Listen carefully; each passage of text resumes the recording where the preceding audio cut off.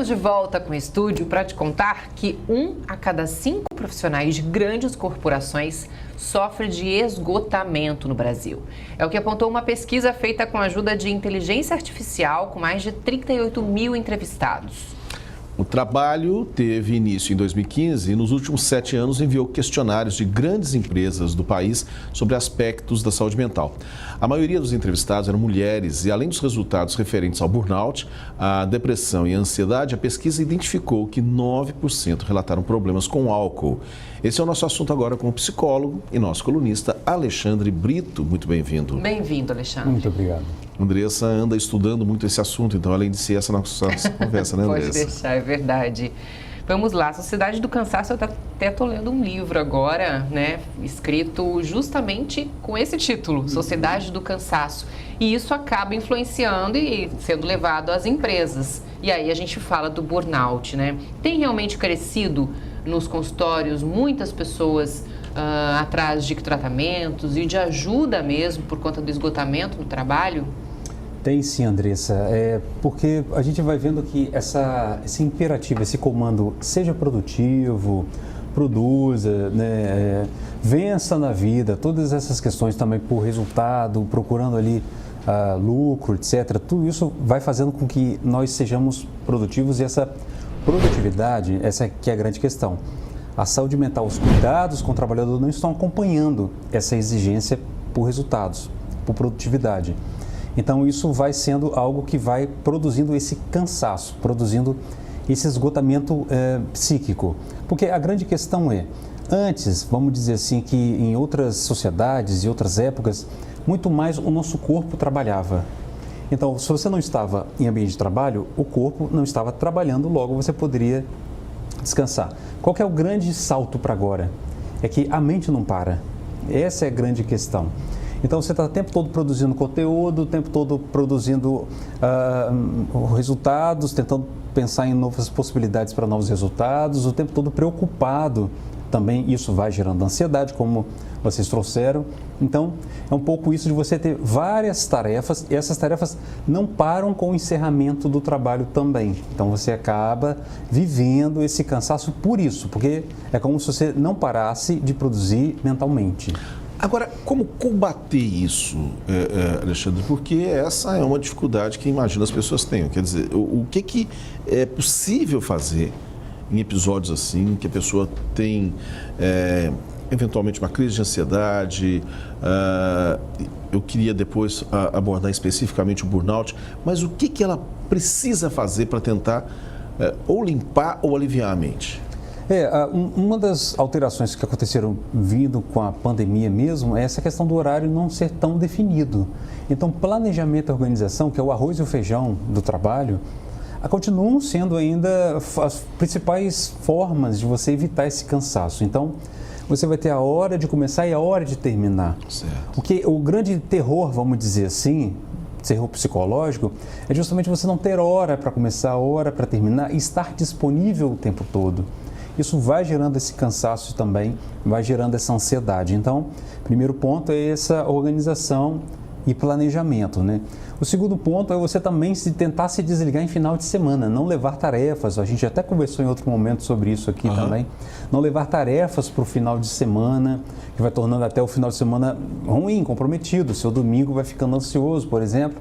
Então, não levar essas questões para o final de semana.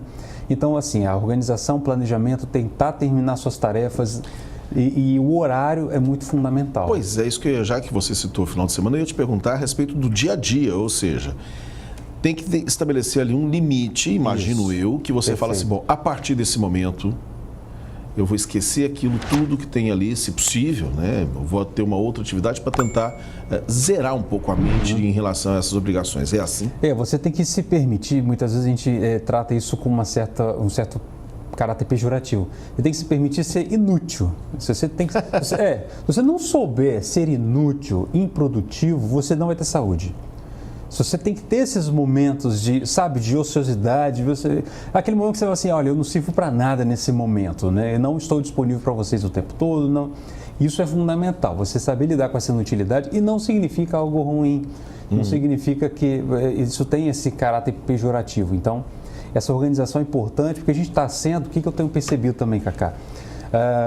Em vez da gente usar o smartphone como um meio de trabalho, está acontecendo algo muito curioso. Nós estamos nos tornando os smartphones, que é o que? Essa tarefa, multitarefa, né?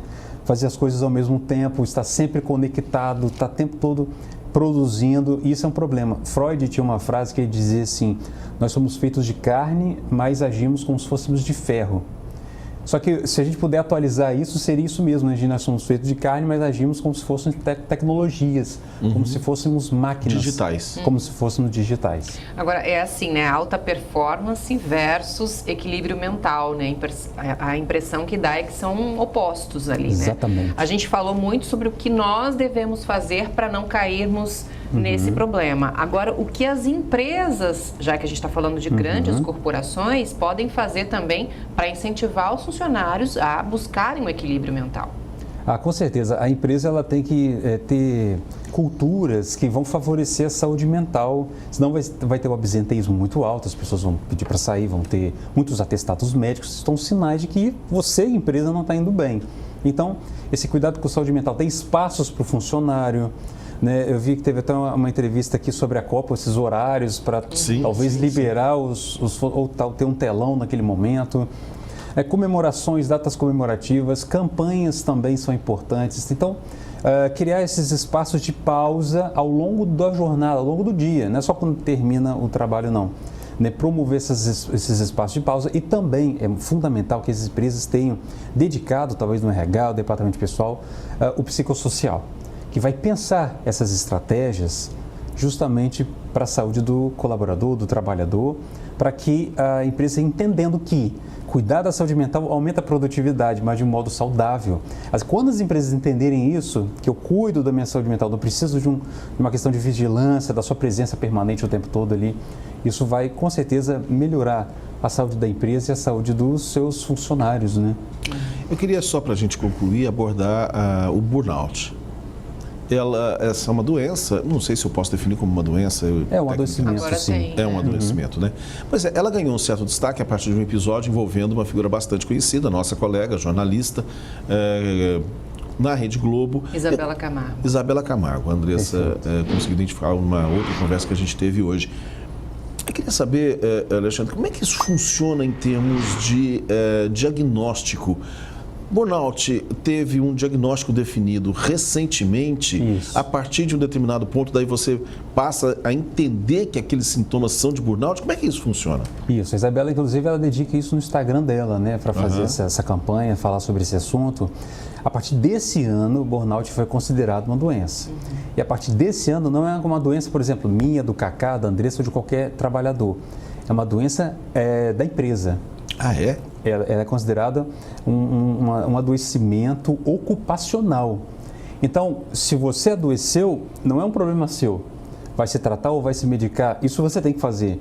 Mas tem que começar a repensar a própria empresa, inclusive para direitos em relação a esse trabalhador que está sofrendo esse adoecimento por esses sintomas de burnout, que é o esgotamento, que é quando você diminui a sua produtividade por causa desse esgotamento psíquico e mental, psíquico e físico.